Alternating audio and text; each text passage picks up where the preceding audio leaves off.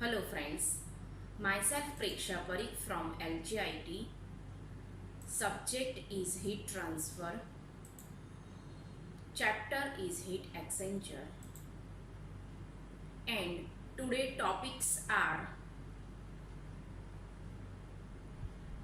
effectiveness of heat exchanger and NTU number for parallel type of heat exchanger. So now first topic to derive the heat effectiveness for heat exchanger. So now first, what is the effectiveness? A heat exchanger can be designed by the LMTD when the inlet and outlet condition are specified. However, when the problem is to determine the inlet and outlet temperature for a particular heat exchanger, the analysis is performed more easily by using a method based on effectiveness of heat exchanger, which is concept first proposed by Nusselt and then it's known as number of transfer units NTU. Means when we want to find out the effectiveness or heat transfer without the outlet temperature, right? So that time we have to use the NTU and effectiveness method.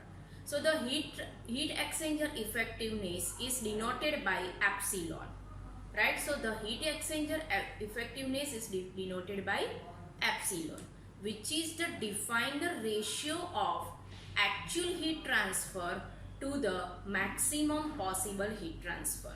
Right, so what is the epsilon? Epsilon means the heat transfer effectiveness, and it is a ratio of actual heat transfer to the maximum possible heat transfer. Now, what is the actual heat transfer? So, actual heat transfer Q is equal to mCp delta T. Now, for hot fluid, Q is equal to m dot H Cph TH1 minus TH2, and for cold fluid m dot C Cpc Tc2 minus Tc1. Means H is for hot fluid and here C is for cold fluid. So the product of the mass flow rate and specific heat, which is known as the fluid capacity ratio, capital C. So we can write down m dot H Cph is equal to capital CH and m dot Cpc is equal to capital Cc. So the minimum fluid rate capacity may be for hot fluid, may be for cold fluid.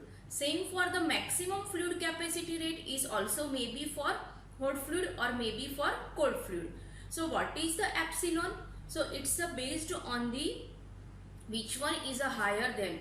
If CH is higher than Cc, then accordingly we can write down here Q maximum, and if Cc is greater than Ch, then we also write down Q max accordingly it, right? So now in next you can see that. So the maximum rate of heat transfer for parallel or counter flow heat exchanger, Q max is equal to maybe Ch Th1 minus Tc1 or maybe Cc Th minus Tc1.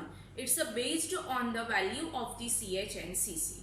Qmax is the minimum of those two values. Means which one is minimum value which makes the Q maximum, right? If Ch is minimum, so that time it equal to C minimum.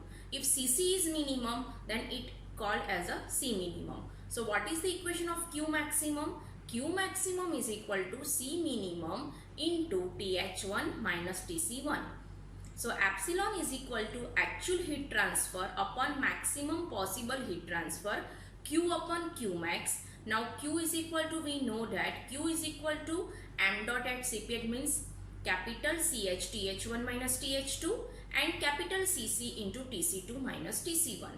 So here we can write down epsilon is equal to Ch Th1 minus Th2 upon, now here Ch is minimum, so C minimum Th1 minus Tc1 is equal to Cc Tc2 minus Tc1 upon C minimum Th1 minus Tc1, right? So this one the equation for the effectiveness. Now when the Q maximum, so at that time the temperature difference of the entry time of the hot fluid and the cold fluid. So this is the always TH1 minus TC1, TH1 minus TC1. For hot fluid TH1 minus TH2 and for cold fluid TC2 minus TC1. This equation is common for parallel flow as well as counter flow.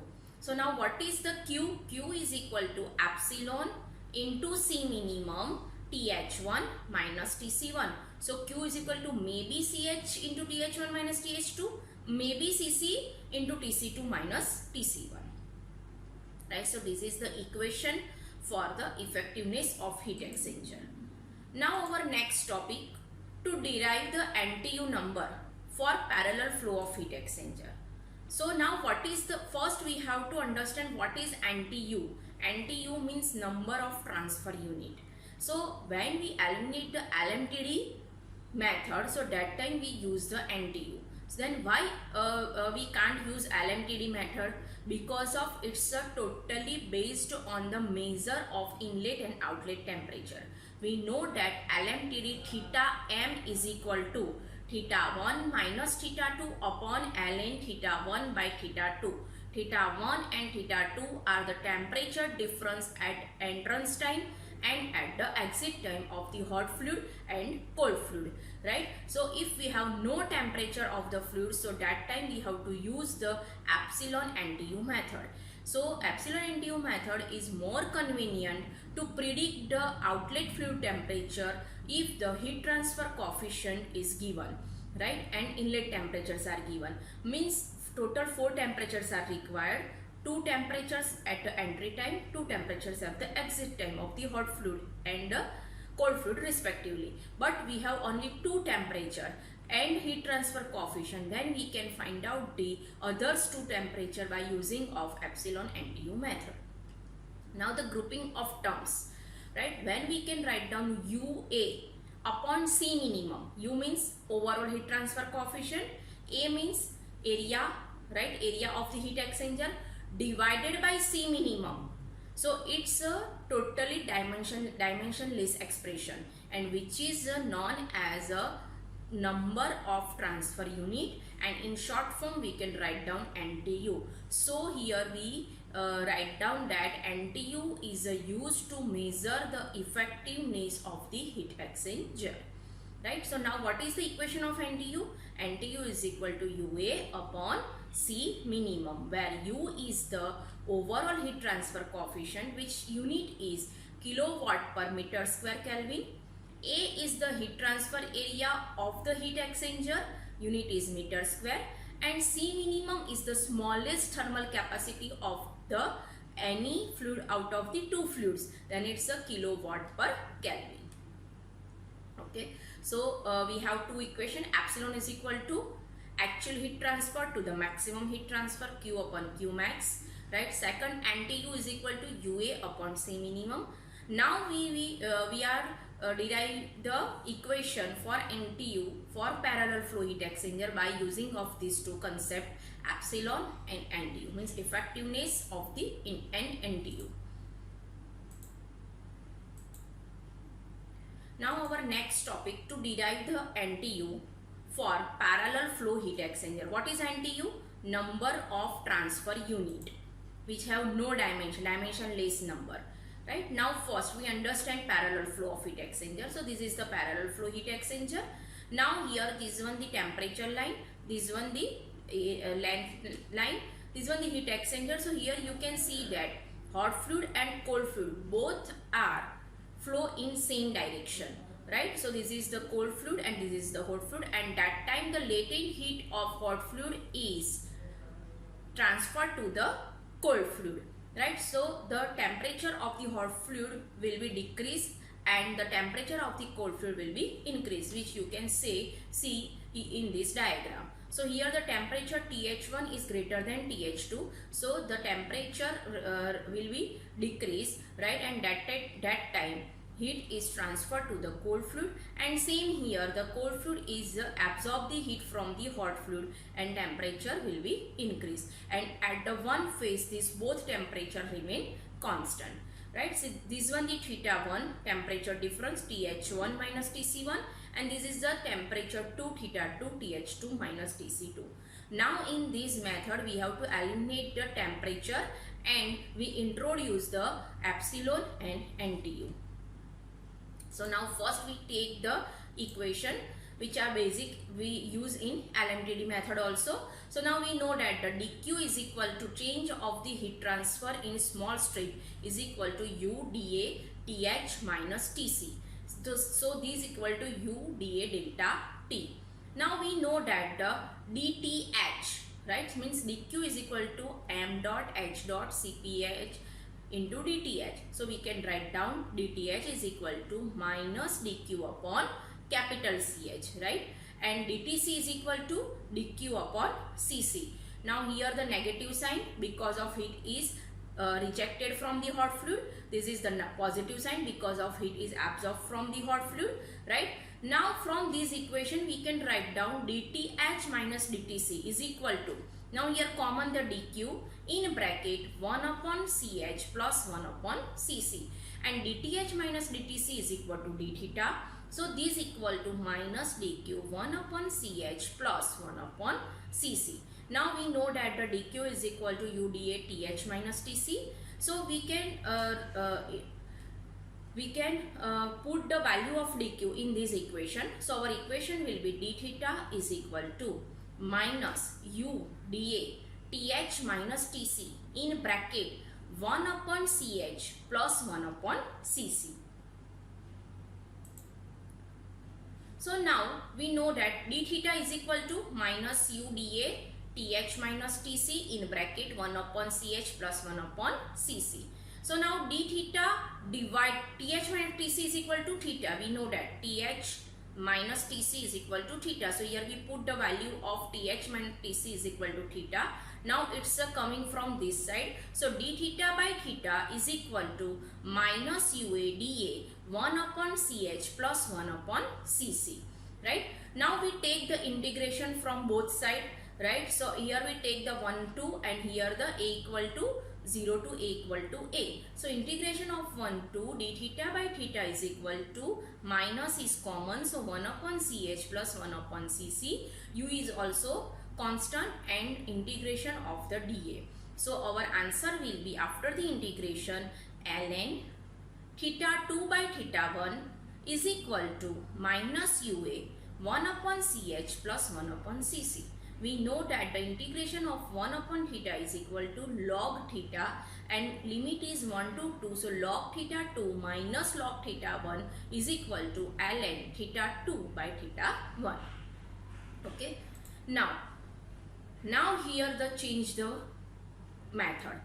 In previous method we put the value of this theta 1 and theta 2 because of we have the value of the all temperature.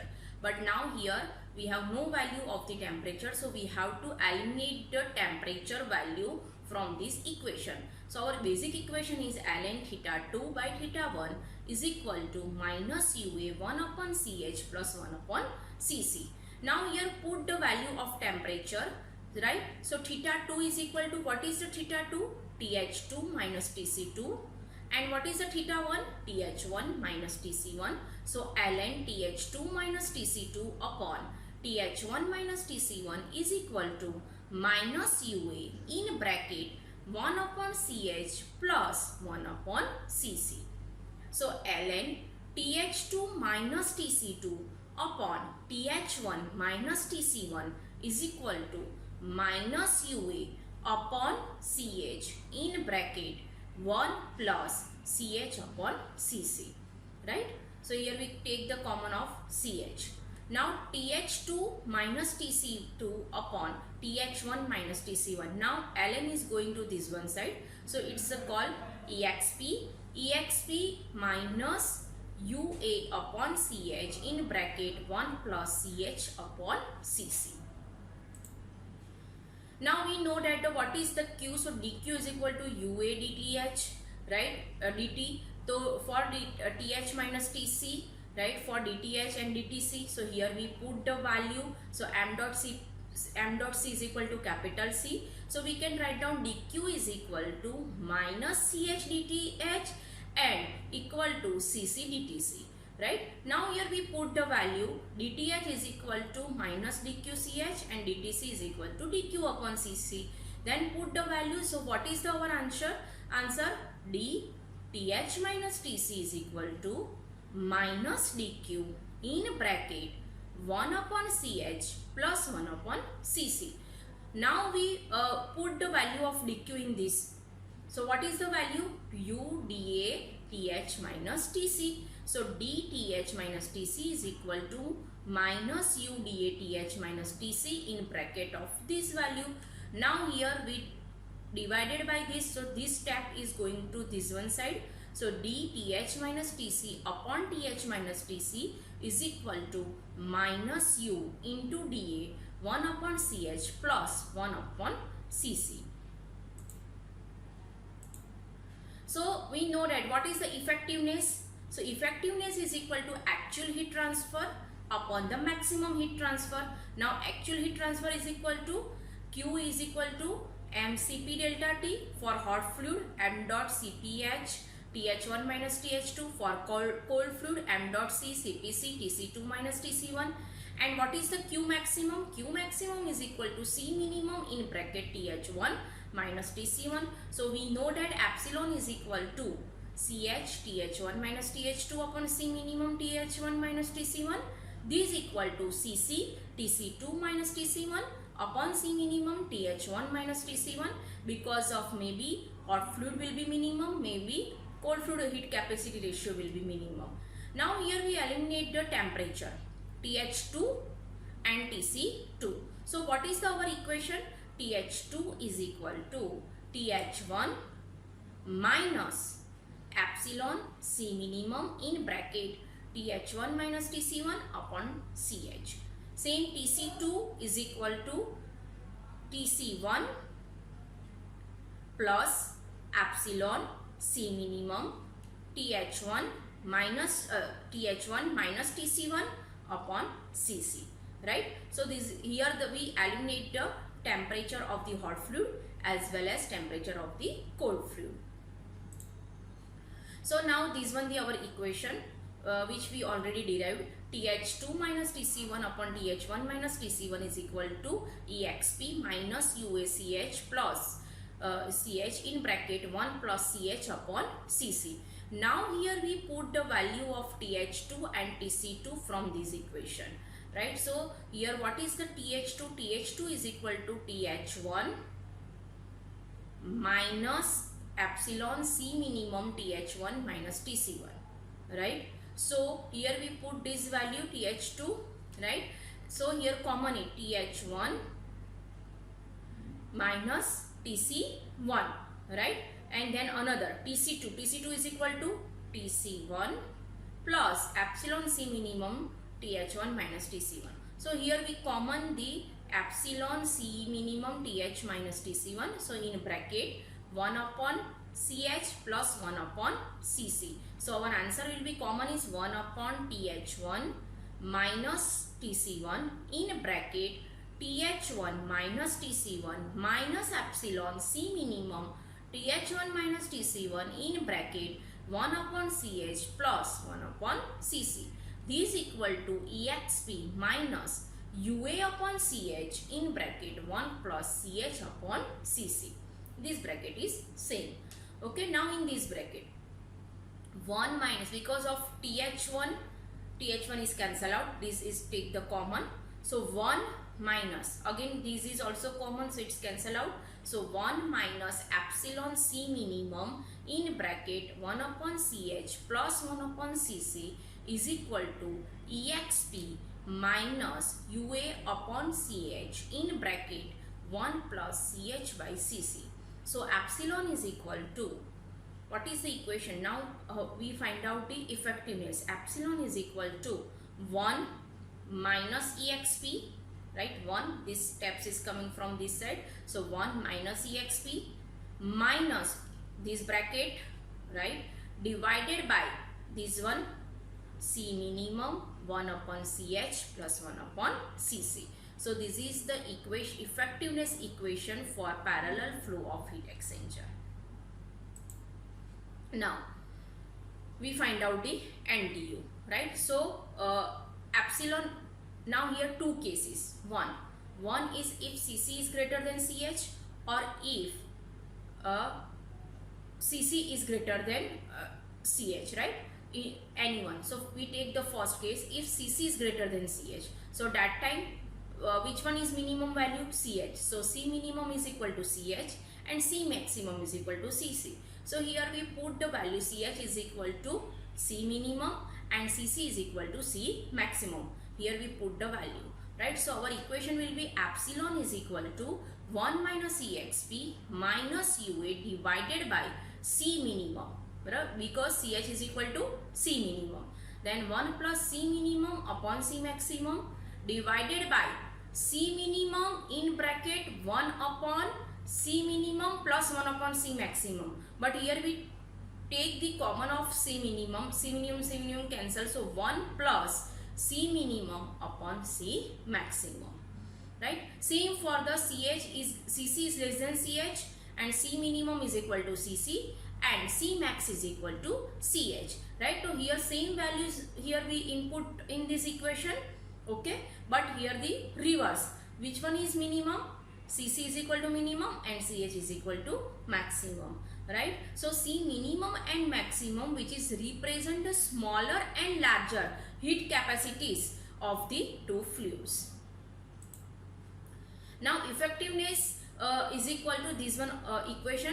So here we take the condition Ch is minimum and Cc is equal to maximum. So our equation is that epsilon is equal to 1 minus exp minus UA C minimum in bracket 1 plus C minimum divided by C maximum upon 1 plus C minimum by C maximum. Now the grouping of the terms of UA upon C minimum. What is the UA upon C minimum? Which is denoted by NTU. Second, the ratio of C minimum to C maximum, which is we called the capacity ratio, total capacity ratio R. Right? The last dimensionless parameter is the flow arrangement for parallel flow, counter flow and cross flow and so on.